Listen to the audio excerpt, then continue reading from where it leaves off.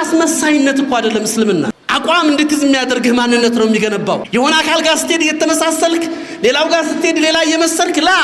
የአቋም ሰው እንድትሆን ያደርጋል ሐቅን ከያዝ በሐቅ ትጸናለህ የሆነ ነገር ሲመጣ ወደዛ የሆነ ነገር ሲመጣ ወደዛ ፍጹም ይህ ኢማን ባህሪ አይደለም ሙእሚን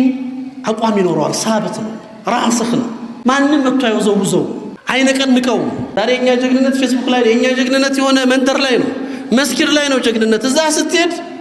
ተጥመልምሎ ይወድቃል عجيب ነው والله ከባድ ነው እኮ ይሄ ጁርአ ይሄ ድፍረት ሰውን ለማውጣት ሰውን ለመስደብ ሰውን ለማክፈር እዚህ አይነት ድፍረት ኩፍ ካፍር ፊት ቆሞ ግን አንድ ሐቅን ይዞ ለመቆም መርበድበድና ባህሪያ ሴት መሆን ይታያል ይሄ ነፍስያ ባርነት ነው ከዚህ አይነት የወደቀ ስብዕና ልንወጣ ይገባናል ሙእሚን ስትሆን አቋም ይኑርህ ሐቅ ነው ትቆማለህ ባጢል ነው ትሸሻለህ ይሄው ነው ሐቂቃው ሁለት ጀነት የለ ኢማም አቡ ሐኒፋ ራፊዳዎች እነዚህ ሺዓዎቹ አግኝተዋቸው ምረጥ አሏቸው ወይ ከህይወትህ ወይ ደግሞ ከአቂዳ ወአቂዳህን ቀይር አስተሳሰብህ ወይ ደግሞ ህይወትህን ምረጥ አሏቸው ኢማም አቡ ሐኒፋ والله አሏቸው ሁለት ነፍስ በነበር ይኖሩ